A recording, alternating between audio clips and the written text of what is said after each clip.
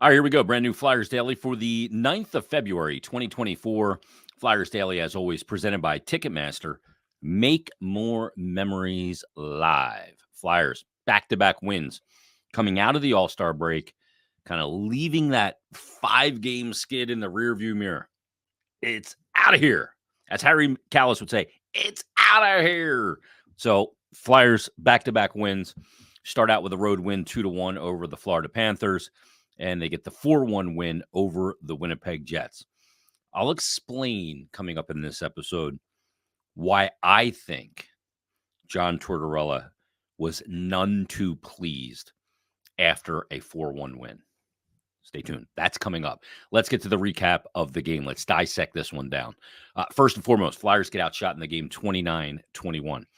They get out hit in the game 23-21. And PK does a good job. They win the special teams battle. They end up with the only special teams goal, the 11th shorthanded goal of the season for the team.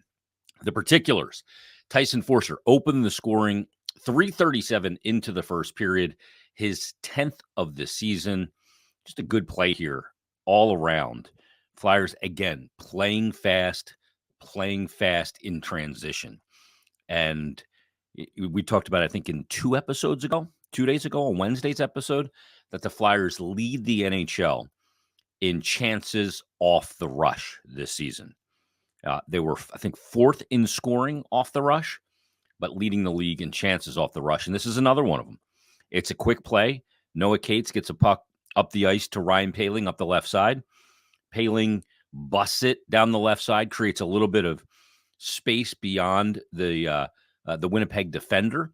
And Tyson Foerster is doing exactly what he's supposed to do, driving hard to the back door. And because Poehling puts a lot on the cross-ice pass to Foerster driving that back door, Laurent Brossoit doesn't even have a chance to get there and try and make a save on it. It's deposited into the right side of the net by Foerster, just driving that net hard. And it's a beautiful play off the rush. Just a great play. One thing that we've heard John Tortorella mention a few times over the last couple of months, actually, at this point, as we've gotten to know and see Ryan Poehling a little bit more, is, Torts talks about, we did our homework on him, and the reason why we liked him is because he's a big body and can skate. Now, Ryan Poehling, when he skates, does not look like he's the fastest guy out there, and he's not the fastest guy out there. But he is a guy that, because of his size, it makes his speed a little deceiving. Sometimes bigger guys, without just this, a stride like Connor McDavid or Nathan McKinnon, don't look as fast as they are. I think that's the case with Ryan Poehling. Always been a good skater, was drafted in the first round, part and parcel because he was a good skater. And you see it here. He's able to get enough speed to get beyond that line of the defenseman. The defenseman's got to stay between him and that angled pass to the back door. But because Poehling gets just in front of him, he's able to throw that pass behind the Winnipeg defender to Foerster, who's driving the back door. That's all predicated on speed. And Poehling got on his horse, found that lane to be able to get that puck across. If the defender's staggered perfectly and gapped right, then that pass is a non-starter because it's not going to get across. But because he gets beyond him a half a step, now it makes that pass possible. So Poehling, great play there. And Foerster, good job driving the net. Good recognition by Noah Cates, being able to read the play properly and get the team playing fast in transition. Oddly enough, those 2 of those 3 players are ones that we've talked about over the last week quite a bit, in Tyson Foerster and Noah Cates. Those players needing to raise the level of their game and contribute offensively. Both of them do there on goal number 1. Flyers go up 1-0. Then at 14:03, actually, let me rewind a little bit. There was a play prior to 14:03. It came at 6:03 into the first period. Travis Konechny's going down the right side in the offensive zone, going to get a puck, and he kind of gets grabbed and kind of roughhoused for no reason by Neil Pionk. And TK didn't like the way it happened. He turned around and looked at him, realized it was Neil Pionk, and it wasn't somebody much, much bigger out of his weight class. And TK, boom, dropped the gloves. You don't see that very often. TK drops the gloves, has a scrap with Neil Pionk, wins the decision in the fight. And you can see he's just an emotional leader for this Flyers team. You don't like to see TK fighting a lot because you don't want to take him off the ice. He's a great 5-on-5 player. You don't want to see that a lot. But in this situation, you go, okay. Now, back to what I was saying before. 14:03 of the period, after TK has already had the fight, he comes out and gets his 24th goal of the year. And once again, TK leading this team in scoring. Flyers go up 2-0. Morgan Frost and Sean Walker pick up the assist, and the Flyers are up 2-0 in the game. Then at 18:06, Morgan Frost picks up the goal, his first, I think, in 6 games. And you could see by his celebration, he's a player that just wants to end up on the score sheet night in and night out. And his goal celebration puts the Flyers up 3-0 in the game. It's Frost's 8th of the season. Owen Tippett and Travis Konechny picked up the assist. And I think that period's a microcosm of the 4 things, the 4 key elements that I brought up the other day, that your best players, first of all, you got to defend better, defend less. They did that in the first period. They were tremendous in the first period. Winnipeg only had 5 shots. I think the only one that was from the inside was, a high danger chance, was the one save that Sam Ersson makes with 9.3 seconds left in the first, which is, to me, an enormous save to have that happen when it happened. I'll talk about that in a second. But it was defend better, defend less. It was your top players got to be your top players and lead the way, and other guys got to raise the level of their game. So in that period, you get a multi-point period from Travis Konechny, a goal and an assist, and a fight. Gordie Howe hat trick in the first. Then you get Owen Tippett with an assist, one of your best players. You get a guy in Morgan Frost who they need more offense from, gets the 3rd goal for the team. You get a goal from Tyson Foerster, his 10th of the season, a guy you want to see elevate his offensive element to his game. Cates gets an assist, and Poehling gets an assist on a real nice play. That's the sum of the parts approach that the Flyers need to take.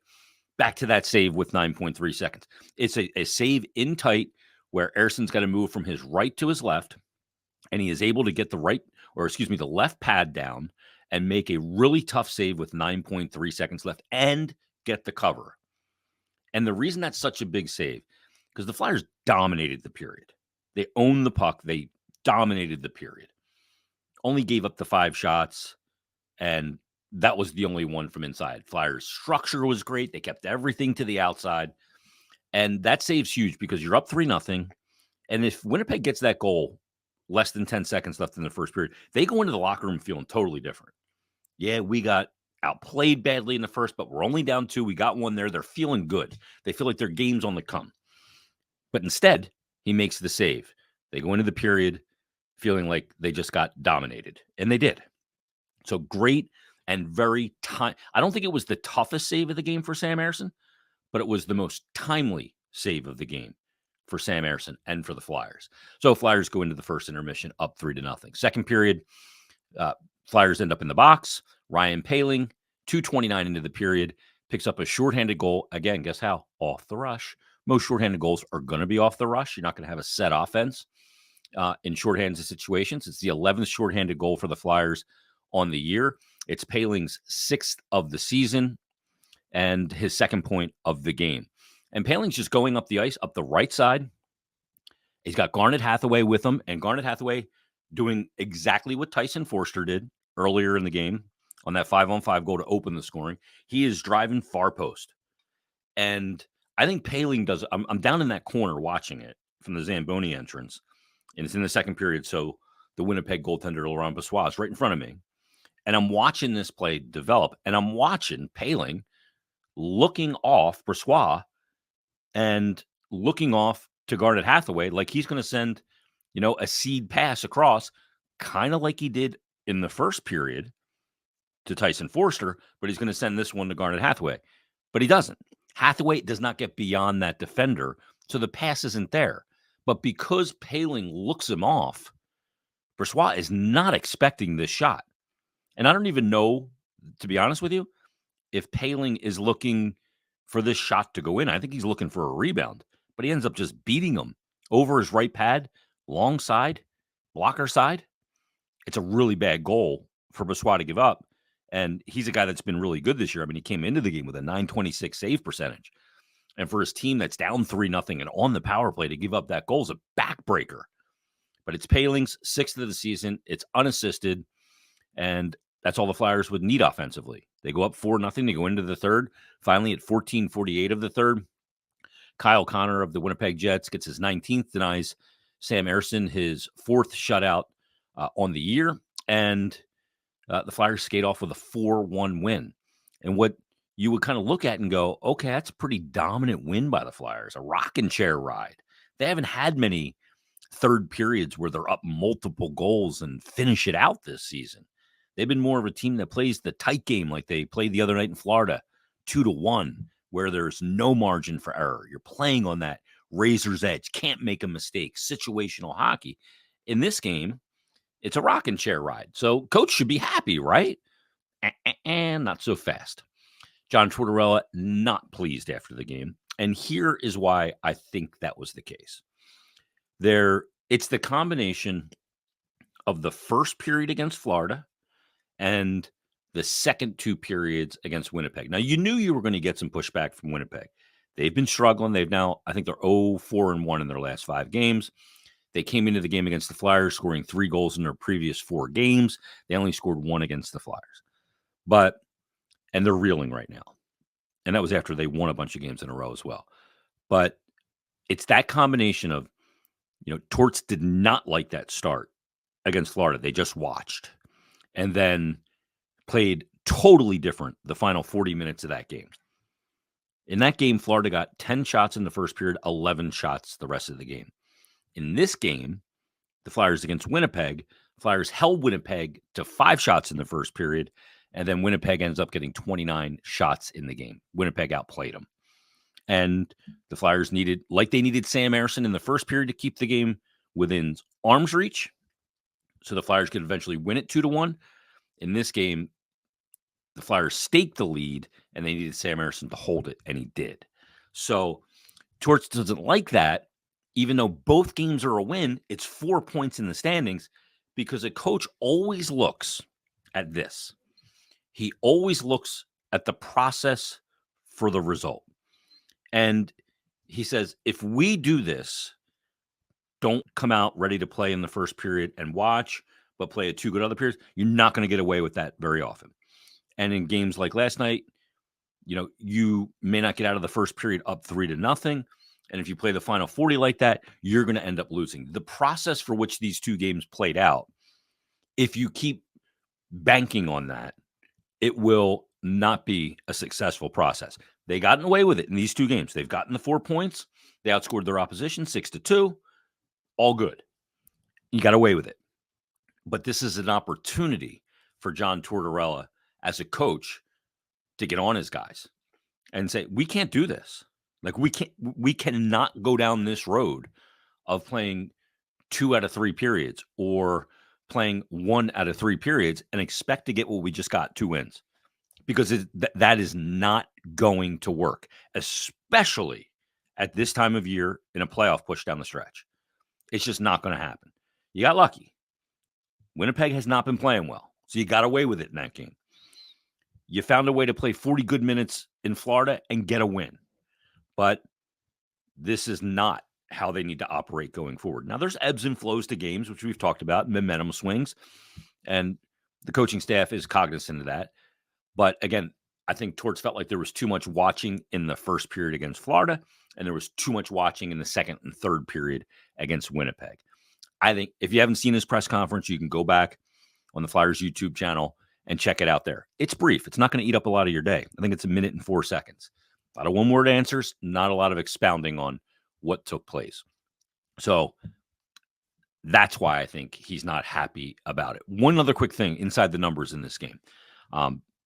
Flyers ran 11-7 again. Ristolainen was sick. He was not available. Mark Stahl came in. Igor Zamula played. Those 2 kind of split time with Jamie Drysdale. York and Sanheim played together. Sanheim on the right side, and Sealer and Walker as per usual. So your defensive minutes, they were pretty balanced. I mean, Zamula only played 13-24. Sanheim played a team high 22-23. But when you look at your forward minutes, when you have 11 forwards, sometimes you can get some really out of whack numbers. I think in the Florida game, TK played over 22 minutes in that game. In this game, the highest amount of ice time for a forward in the game was actually Owen Tippett at 19:36. No forward played more than 20 minutes. Travis Konechny played 19:28. And Ryan Poehling played 18:37. And 3 minutes and 22 seconds of that is on the PK, where, by the way, he also scored a goal shorthanded. He went 9 and 7 on faceoffs, 56%. And the reason why that 18:37 is important is because it's more ice time, more time on ice than Sean Couturier. Couturier played 17:03 and only 119 shorthanded. That is how they need to shelter Sean Couturier a little bit from the amount of minutes played, so he does not wear down the way he did prior to the All-Star break. He is still a player in his first year coming back after missing 21 months. That's what Ryan Poehling brings. So that's a good thing. That distribution of ice time, even when you're going 11 and 7, to still be cognizant enough to make sure that you do not overwork Sean Couturier. He played 3 minutes and 16 seconds on the power play. Poehling only played 109 on the power play. So that's really good ice time allocation for the forwards by John Tortorella and the coaching staff. That's a way to make sure Sean Couturier can not only get all the remaining 30 games in, but also do it with a high standard of play and a high performance ability, because he is so important to this team. This year back has proven how important he is to this team. So Ryan Poehling, more minutes than Sean Couturier. I would not have thought that. I had a chance to catch up with Ryan Poehling after the game. Here's my conversation with the Flyers center and 2-point night and a shorthanded goal. Flyers post game after a 4-1 win over the Winnipeg Jets. We're with Flyers forward Ryan Poehling, goal and assist in the game. Feels good to get back a couple of wins in a row after the break, right? Yeah, 100%. I mean, we kind of got away from our game there for a bit, and I think that break came at a good time. Reset and enjoyed life away from hockey, and now we came back refreshed, ready to play. And I think that game against Florida was awesome. And then our first period tonight, the second two weren't as great, but at the end of the day, we played well enough to get a win. Pals, Torch talks about your skating quite a bit. You're a big body out there, and being able to get to the spots and do the right things when you get there. Is that something you've kind of prided yourself on, and really one of the reasons why you found a real good home here? Yeah, 100%. I think it just helps me dictate my game. I mean, I don't want to play guessing myself, just kind of if I make a play, make it 100%. And I think that's kind of helped me a lot. No second guessing myself, just playing straight forward, and it's been good for me so far. Did you look off Brossoit on the goal? Because it didn't look like he was ready for the shot. You just kind of beat him, and I think he almost looked surprised. Yeah, no, I think I gave Garney a look, and then I just saw that if I could just get it between the D-men's legs, that it's got a chance of going in, and that's what happened. Since you've been here this year, Torts has talked about the growth of the room. Do you feel like you've found a home here? You bounced around a little bit already. You're a first-round pick. You've dealt with some injuries, but It seems like the fit, the style, the city, everything's kind of going in the right direction for you. Yeah, no, it feels like home to me. I think I've always wanted that, and it's I have a strong faith, and I've always believed that just working hard and having a good attitude that you'll find a home. And it's nice. This is my 4th or 5th year playing in NHL, and it took time, but I think God put me in this position to finally find a home here in Philly. I love that you lean on your faith too. The thing is too, pals, is you fit into a situation here. You got a lot of good guys in that room too, don't you? I know you guys had a good time on the break. Yeah, we do. I mean, like you said, there's a lot of young guys, and we all get along quite well. There's 8 of us that went together to Mexico and got away from the game for a bit. So, I mean, you're hanging out with these guys, and I mean, it's one of those times where I've made real friends here, and it's been great. Well, the city's committed to you, and you've committed to it. So it's a two-way street. Pals, thanks for doing this. Congrats on the win. Yeah, thank you. I appreciate it. All right, there he is, Flyers center Ryan Poehling. It certainly seems like he has found a home here, and I know a bunch of the boys went down to Mexico during the All-Star break, cut loose a little bit, get away from the game, get away from the rink, enjoy yourselves, recharge mentally, physically, emotionally, all those things. And Pales was on that trip as well, said they had a great time. So we thank him for taking the time and joining us on this episode of Flyers Daily. So let's put a wrap on it there. Coming up tomorrow, we're going to preview the Flyers Revenge Tour returns. I'm sure the people are going to start tweeting me, Flyers Revenge Tour is back. Seattle Kraken. Dave Hackstall and the Seattle Kraken come to town, who the Flyers lost to on that one West Coast trip where they beat Vancouver, lost to Seattle. And I think they lost also to Calgary and Winnipeg, or Calgary and Edmonton on that trip as well. So Revenge Tour is back, coming up on Saturday at Wells Fargo Center. We'll preview that game and much more. Join us tomorrow on a brand new Flyers Daily.